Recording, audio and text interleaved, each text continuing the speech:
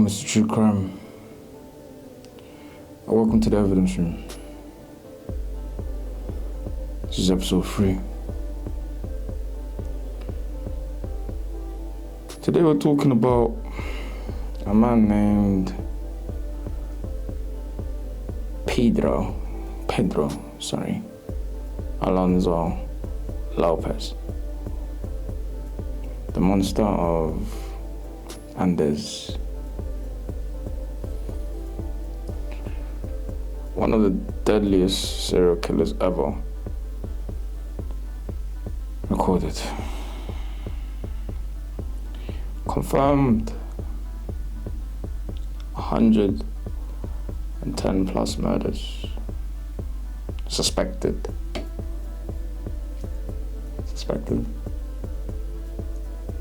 300 plus.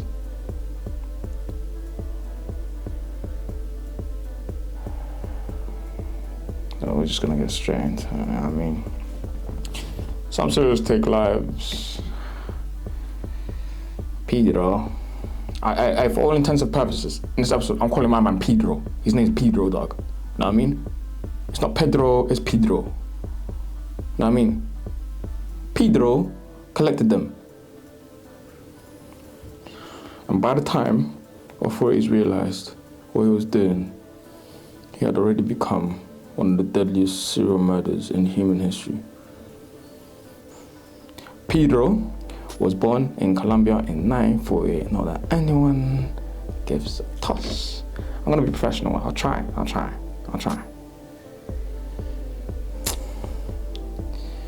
A childhood filled with violence, abandonment, and abuse.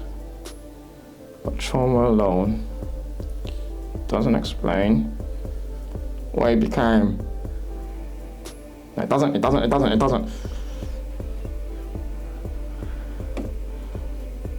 By adulthood, Pedro wasn't just dangerous. He was methodical, mobile, and invisible.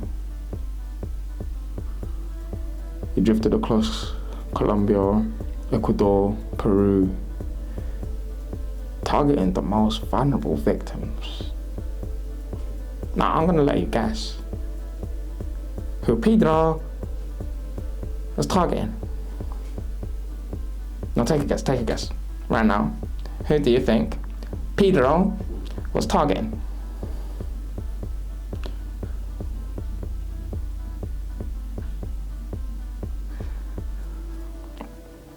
Young girls from poor, rural communities. Communities where disappearances were common and investigations were rare.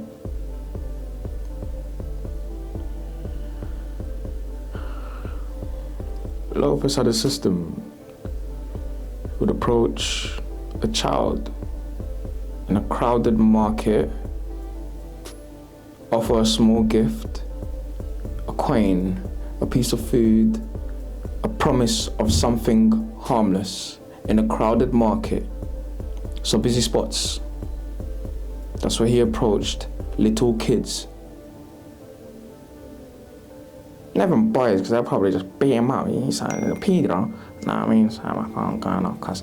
Not even little boys, little girls, cuz. Little girls, my boy.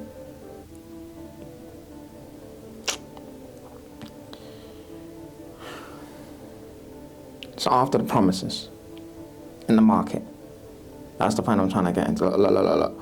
For what it's worth, I got a little girl, mate, you know what I mean? So just the idea of her even ever going down to the market to buy anything. Oh, I'm shook now. No, I'm scared. Do you know what I mean? No way, cuz no, allow it, bro. No. Then he led them away, always to the outskirts, always to isolation, always to the same fate. He later admitted he felt a moment of peace. I'm gonna put this on silent because bro, she's gonna keep messaging me. After each murder, that moment of peace happened hundreds of times, man. For years, authorities didn't connect the disappearances. Different countries, different jurisdictions, different assumptions, but in 1980, everything changed. A failed abduction in Ecuador led to his arrest. And once in custody, Pedro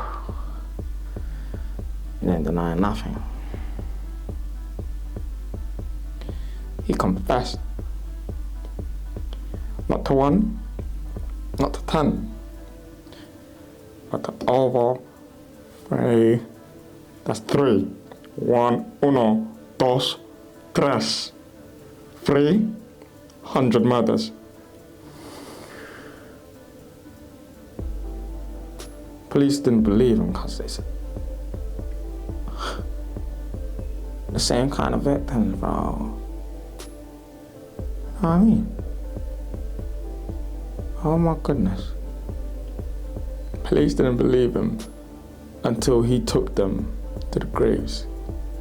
One after another, after another, after another. Over 110 bodies were confirmed. The rest were never to be found.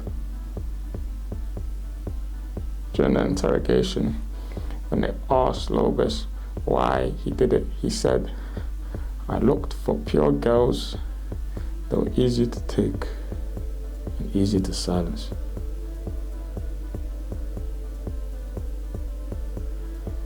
He showed no remorse, no hesitation, no humanity. Investigators described him as calm, polite, almost gentle. That's what made him terrifying.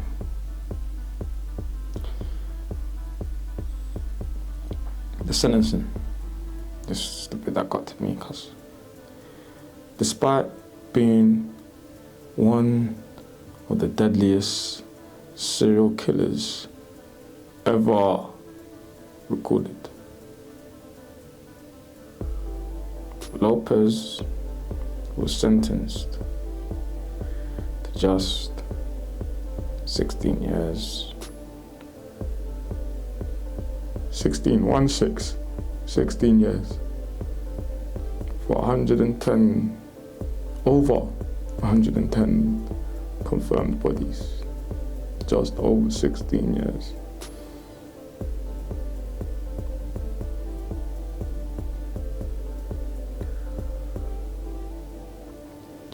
In Ecuador, that was the maximum penalty at the time.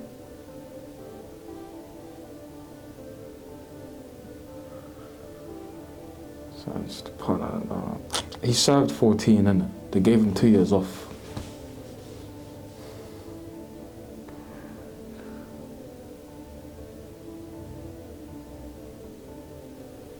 Then he was released.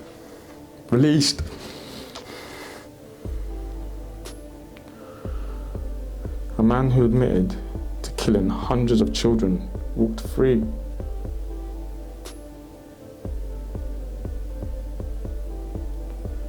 Colombia arrested him briefly after, but he was released again due to lack of evidence.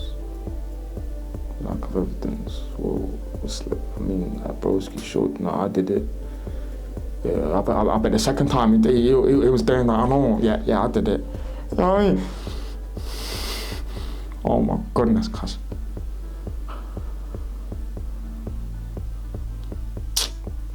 To this day, his exact whereabouts are unknown, so his nonce could still be. I'm gonna put a picture of him, because if you ever see that nonce, I might either stay away. No, I mean, I'm not even gonna promote violence on that, cuz, but I know what I'll do to a man like Pedro, cuz a man like Pedro can't look at me in the eye, cuz I swear to you, bro. Oh my goodness. Yeah, there's gonna be a clear picture of that man on this video, cuz. And authorities believe he may have killed again.